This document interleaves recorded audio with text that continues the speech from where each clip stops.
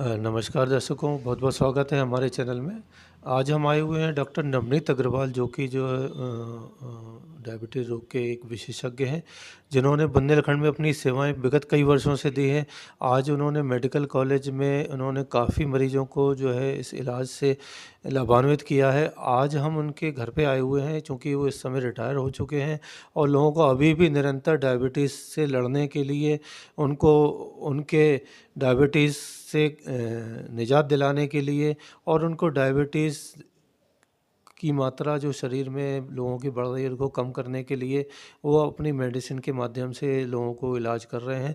और मैं आज आप लोगों को इस डायबिटीज़ डे के उपलक्ष्य पर डॉक्टर नवनीत अग्रवाल के कुछ बातें पूछकर आपको इस बीमारी से लड़ने के बारे में कुछ जानकारियाँ उपलब्ध कराऊँगा जिससे कि आप इस डायबिटीज़ को हरा सकते हैं। तो बहुत-बहुत स्वागत है डॉक्टर साहब हमारे चैनल में।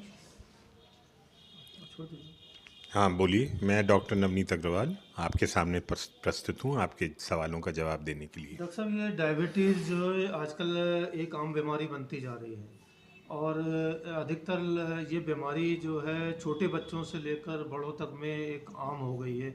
इवन कई बार देखा गया है कि नवजात में भी ये बीमारी पाई जाने लगी है। तो आज के खान-पान भी इसका जो है हो सकता है, लेकिन हम चाहते हैं डॉक्टर साहब आप जो है डायबिटीज़ के लिए कुछ हम लोग को बताएं जिससे कि लोग डायबिटीज़ के बारे में जागरूक हों और डायबिटीज़ के बारे में समय पर पहुंच के इलाज कराएं। देखिए, जो आपने बात करी कि छोटे बच्चों में और नवजात शिशुओं में डायबिटीज़ पाई जाती है, तो मुझे ये कहना है कि डायबिटीज़ 2 तरह की होती है। एक जो छोटी उम्र की डायबिटीज़ 20 साल से कम और दूसरे जो बड़ी उम्र की डायबिटीज़ होती है, उसको हम टाइप 2 डायबिटीज़ कहते हैं।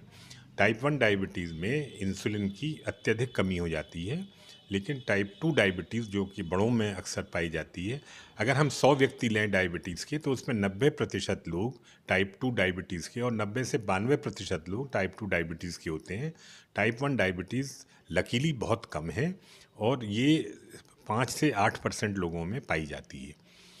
टाइप 1 डायबिटीज़ में इंसुलिन की अत्यधिक कमी होने के कारण हमको शुरू से ही उन्हें इंसुलिन पे डालना होता है और टाइप 2 डायबिटीज़ में चूँकि मोटापा एक सबसे बड़ा कारण है, इसलिए हम उनका वज़न घटा के, उनके शारीरिक श्रम को बढ़ा के और खान-पान में संयम बरतने की सलाह देकर काफ़ी हद तक कंट्रोल करते हैं और अगर उससे कंट्रोल नहीं होता है, तो फिर हम उनको दवाइयों पे रखते हैं।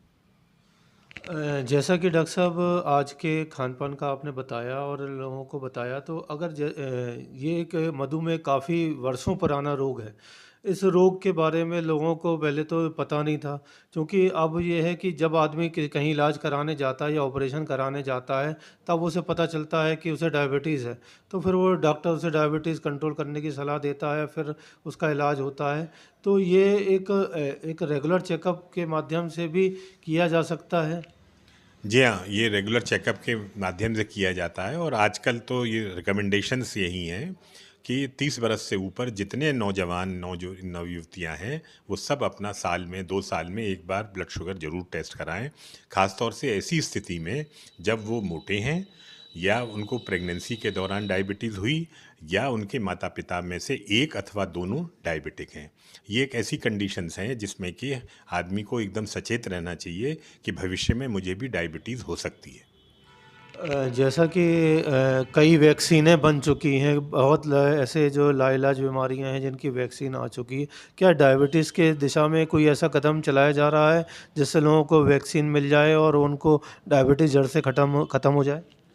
देखिए, डायबिटीज़ और ब्लड प्रेशर लाइफ़स्टाइल बीमारियां हैं। लाइफ़स्टाइल बीमारियों का मतलब ये होता है कि ये बीमारियां इसलिए पैदा हुई कि हमारा खान-पान और हमारा शारीरिक श्रम ये कम हो गया है। खान-पान असंयमित हो गया है और शारीरिक श्रम लगभग न के बराबर हो गया है। तो इनके लिए वैक्सीन बनने का कोई मतलब ही नहीं है।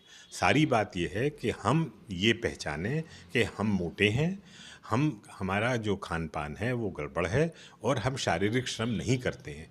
देखिए, मैं एक मोटे तौर पे हमेशा कहता हूँ, एक गाय या भैंस को देखें, वो भी हमारी तरह से उनका भी जो शरीर है वो हमारी तरह से है, और वो 10 किलोमीटर पैदल चलती है, सूखी घास खाती है और फिर ठीक रहती है।